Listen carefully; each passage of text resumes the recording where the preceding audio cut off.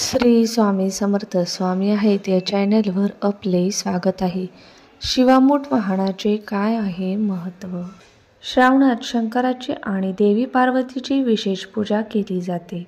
अनेक भाविक प्रत्येक श्रावणी सोमवारी महादेवाची पूजा अर्चना उपवास करतात. दुग्धाभिषेक, जलाभिषेक तर काही भाविक रुद्राभिषेक देखील करतात. शिवाय प्रत्येक सोमवारी महादेवाला मूठभर धान्य वाहण्याची परंपरा आहे.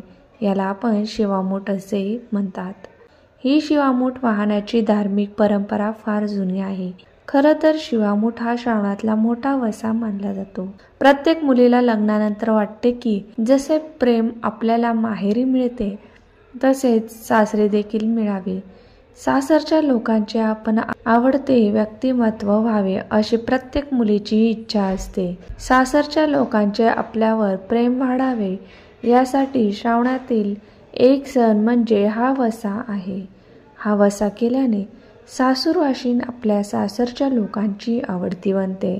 श्रावणातील हा वसा म्हणजे शिवामूठ होय. याचा उल्लेख पौराणिक कथांमध्ये करण्यात आला आहे.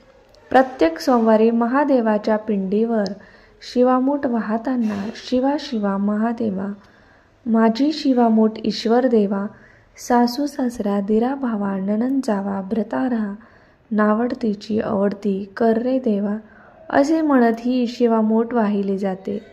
महादेवाची मनोभावे पूजा केली जाते.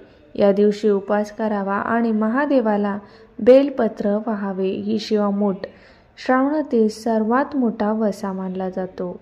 ही शिवामूठ प्रत्येक महिलेने प्रत्येक सोमवारी वाहावी असे सांगितले जाते.